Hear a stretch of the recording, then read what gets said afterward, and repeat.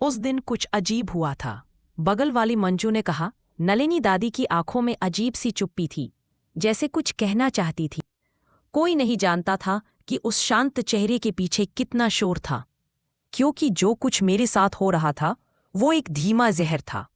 आप सोच रहे होंगे क्या हुआ नलिनी को, तो सुनिए। ये कहानी है उस औरत की जिसे उसी ही घर में कैद कर दिया गया था। ना ताले लगे थे, ना जंजीरें, बस रिश्तों की खामोश बेड़ियां थीं। मैं नलिनी हूँ, 68 साल की। लोग कहते हैं बुढ़ापा आराम का वक्त होता है, लेकिन मेरे लिए ये बना एक खामोश नरक। मेरी बहू प्रिया बाहर से संस्कारी, अंदर से शैतान। वो मुझे खाना नहीं देती, बात बात पर ताने मारती। लेकिन सबसे बड़ा धोखा था मेरा अपना बेटा विनीश, जिसे मैंने पालने के लिए अपने गहने तक बेच दिए थे। जब वो कॉलेज जाना चाहता था तो मैंने अपनी बुढ़ापे की बचत निकाल दी। सोचा मेरा बेटा बड़ा आदमी बनेगा तो मुझे सिर ऊंचा करके कहने का मौका मिलेगा वो मेरी परवरिश है। पर वो ही बेटा जिसे बुखार में गोदी में लेकर पूरी रात बैठी रहती थी, वो मेरे सामने उस औरत के तानों पर सिर झुकाए बैठा रहता था। ना एक शब्द, ना एक सवाल। कभी कभी मैं सोचती हूँ, क्या मेरी ममता ही मेरी सबसे बड़ी गलती थी?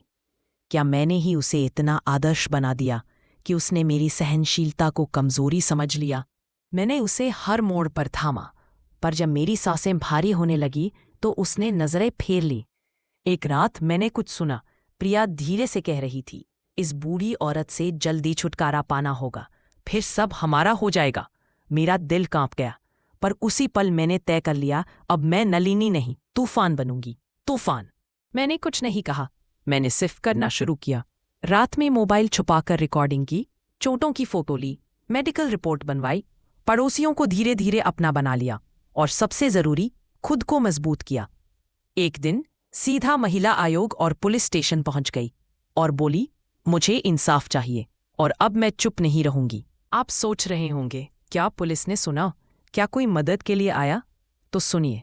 अगले हफ्ते दरवाजे पर दस्तक हुई, पुलिस आई, मेरी बहू को गिरफ्तार किया गया, और मेरा बेटा बस खड़ा रहा, जैसे जमीन फट गई हो उसके नीचे। उसकी आंखों में डर था, पर मेरे लिए नहीं, अपने लिए। कोर्ट में सबूत मैंने दिए, वीडियो, रिपोर्ट, गवाही, और इंसाफ मिला। मेरे जीवन की पहली जीत। लेकिन मेरा बदला वहीं खत्म नहीं हुआ। मैंने अपनी पूरी प्रॉपर्टी, जमीन जायदाद किसी को नहीं दी। सब कुछ एक महिला ट्रस्ट को दान कर दिया, ताकि वो औरतें जो आज भी चुप है, उनकी आवाज मैं बन सकूं। अपने बेटे के लिए जो सपना देखा था, वो सपना मैंने खुद सींचा था, खून पसीने से, माँ की ममता से। पर शायद मेरी सबसे बड़ी गलती यही थी, उसे इतना दिया कि उसने लेना अपना हक समझ लिया। मुझे देना तो आया, मैं सिखाना भूल गई कि माँ कोई संपत्ति नहीं होती।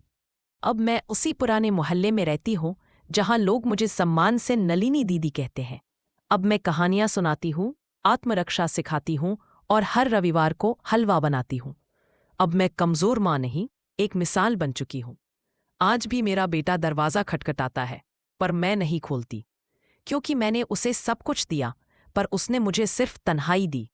मेरा बदला था इज्जत से जीना, और अब मैं जी रही हूँ पूरे फख्र के साथ। अब मैं अकेली नहीं हूँ, मेरे जैसी कई और नलिनियाँ होंगी जो चुप हैं, डरी हुई हैं, या फिर बोलना चाहती हैं लेकिन आवाज़ नहीं मिलती।